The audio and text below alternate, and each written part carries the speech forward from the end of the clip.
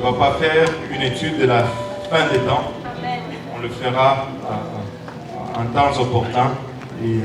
Et là, on va juste permettre au Seigneur de nous adresser pour un moment. Amen. Alléluia. Gloire au nom de Jésus. Apocalypse, le tout premier chapitre, c'est facile à trouver, le dernier livre dans votre Bible. Apocalypse, chapitre 1. On va faire une lecture là-bas. Et puis, après, on va avancer comme le Seigneur nous dirige.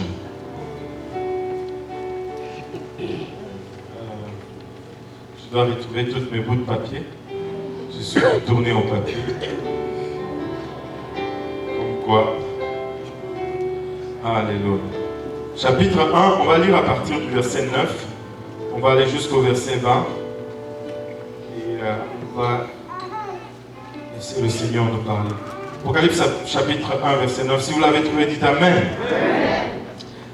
La Bible nous dit, moi Jean, votre frère, et qui est part avec vous à la tribulation et au royaume, et à la persévérance en Jésus-Christ.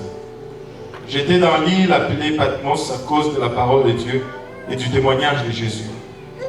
Je fus ravi en esprit au jour du Seigneur, et j'entendis derrière moi une voix forte comme le son d'une trompette.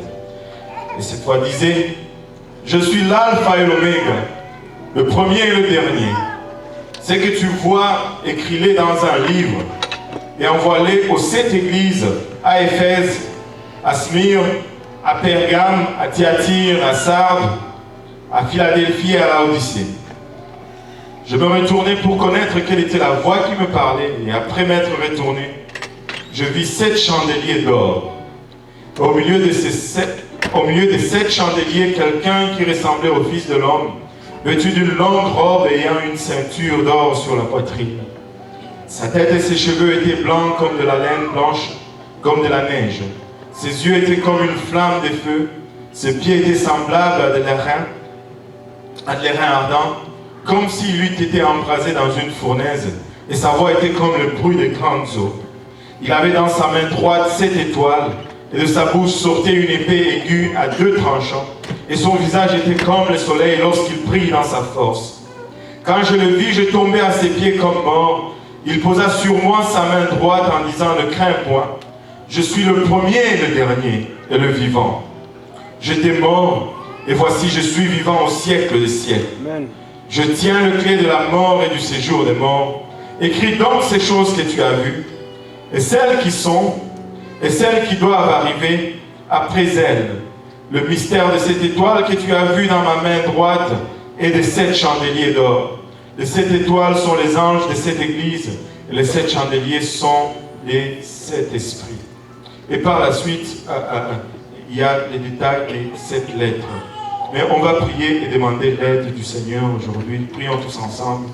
Père Céleste, nous te rendons grâce encore une fois, Papa, pour ton amour, pour ta bonté, pour ta fidélité envers nous, Seigneur. Nous te remercions pour le sang versé encore une fois, Papa. Nous te remercions pour le sacrifice ultime à la croix.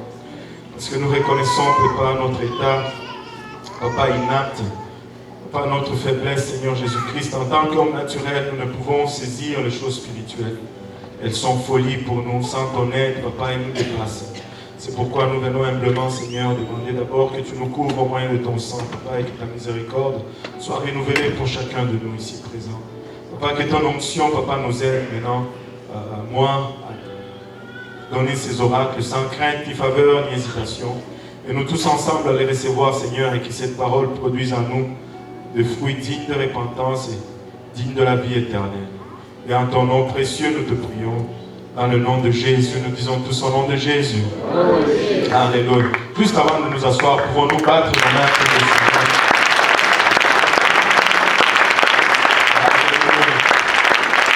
En tout le temps, le Seigneur est digne de toute adoration.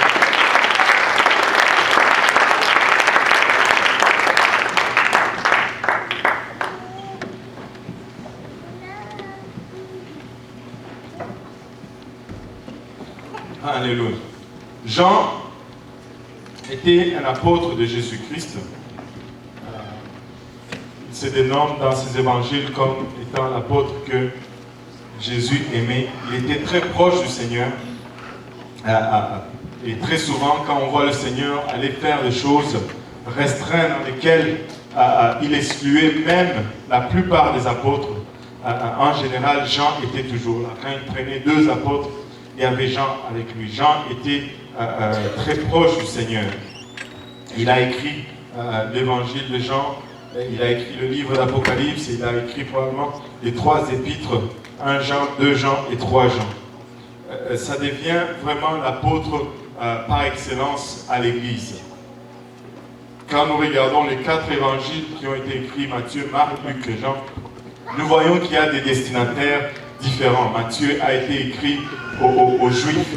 Et dans Matthieu, tu vas trouver beaucoup de références aux écrits juifs ou à la Torah. Beaucoup de références aux prophéties et à l'accomplissement de ces prophéties dans la vie de Jésus-Christ. Matthieu est en mission pour démontrer aux Juifs que Jésus est le Messie que vous attendiez selon vos Écritures. Et tu vas lire très souvent dans le livre de Matthieu, et ainsi ceci s'accomplit comme il était dit selon les prophètes, comme il était dit, comme il était écrit. Vous allez voir cela revenir encore et encore et encore. Marc a écrit aux Romains, ou avec les Romains en tête. Jésus-Christ est présenté dans l'évangile de Marc comme étant le serviteur par excellence. Quelqu'un en mission, en train d'accomplir une tâche spécifique qu'on lui a confiée. Et Luc a été écrit au grec. L'évangile de Luc était adressé à un certain Théophile. Et par la façon qu'il a écrit, tu vois que Luc sollicite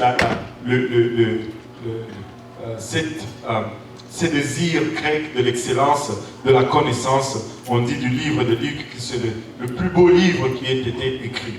Mais Jean écrit à un groupe particulier. Jean n'écrit ni aux Grecs, il écrit ni aux Romains, il n'écrit ni aux Juifs, mais Jean est en train d'écrire à l'Église. L'évangile de Jean est adressé à l'Église. L'évangile de Jean est adressé à nous. Il est dit à des sources extra-bibliques que probablement l'évangile de Jean a été écrit après le livre d'Apocalypse. Jean était un disciple à part. Tous les autres disciples sont morts par des morts atroces. Mais Jean a été emprisonné sur cette île, comme il est décrit ici, par un des empereurs cruels de son temps, Néron. Et il a été mis à cause de l'évangile. Parce qu'il prêchait l'évangile, il a été arrêté par Néron. Et Néron voulait le faire tuer comme il a tué plusieurs chrétiens. Il a fait bouillir de l'huile dans un tonneau. Il a pris l'apôtre Jean, il l'a trempé dans l'huile. Mais Jean est sorti de cette huile bouillante sans aucune égratignure avec sa peau. Et Néron a commencé à avoir peur de lui. Et il a envoyé sur cette île, l'île Patmos, où il y avait des brigands. Et c'est là où Jean se retrouve alors qu'il est en train d'écrire ses lettres. Il dit, moi Jean, votre frère, qui est part avec vous à la tribulation et au royaume et à la persévérance en Jésus-Christ, j'étais dans l'île appelée Patmos à cause de la parole de Dieu et du témoignage de Jésus. Je fus ravi en esprit au jour du Seigneur. Ceci ne veut pas dire que Jean était en transe le dimanche alors qu'il était en train d'adorer. Ça veut dire que Jean a été transporté dans le futur. Le jour du Seigneur, c'est le jour de l'avènement de Jésus-Christ.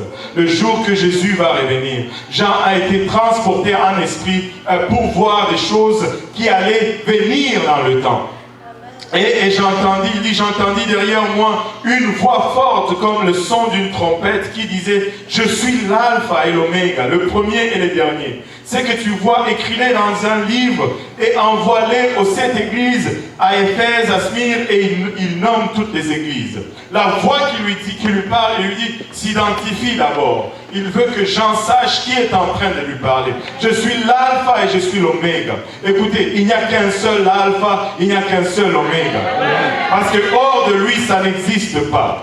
Il est le seul et l'unique véritable Dieu. Il est le créateur de toutes choses. Hors de lui, il n'y a ni mouvement, ni être, ni temps. Tout est contenu en Dieu.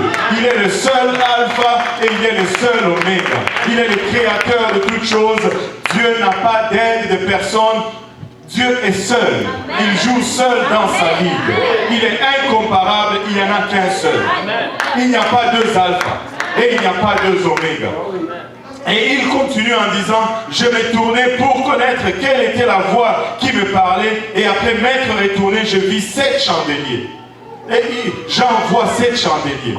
Et jusque-là, il ne comprend pas ce que ça veut dire. C'est quoi ces 7 chandeliers d'or? Et au milieu de ces 7 chandeliers, quelqu'un qui ressemblait au Fils de l'homme vêtu d'une longue robe, et ayant une ceinture d'or sur la poitrine. Et il commence à nous décrire un peu l'état de ce Fils de l'homme. Et par sa description, nous pouvons voir que ce n'était pas n'importe quel Fils de l'homme. Il était peut-être un Fils de l'homme, mais sa gloire était en train de se transparaître à travers sa chair. Alléluia. C'était lui manifesté. Il manifestait un peu sa gloire. Il dit, je me retournais pour connaître quelle était cette voix, et il commence à nous le décrire. Et il avait une ceinture, sa tête et ses cheveux étaient blancs comme de la laine blanche. Waouh! Ses yeux étaient comme une flamme de feu. Ses pieds étaient semblables à des l'airain ardents, comme s'il eût été embrasé dans une fournaise, et sa voix comme le bruit de grandes eaux.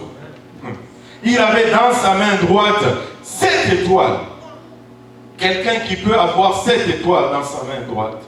De sa bouche sortait une épée aiguë à 2 tranchants, et son visage était comme le soleil lorsqu'il brille dans sa force. Amen. Écoutez, personne ne regarde le soleil. Amen. Si tu regardes le soleil, même lorsqu'il ne brille pas dans toute sa force, tu te fais mal aux yeux. Mais son visage avait une telle brillance, un tel éclat. Et de sa bouche sortait une épée à double tranchant. Je ne connais qu'une seule épée à double tranchant. Alléluia. Et celle-ci, c'est la parole de Dieu. Alléluia. Savez-vous pourquoi elle a double tranchant? Parce qu'elle coupe dans le ciel et elle coupe sur la terre.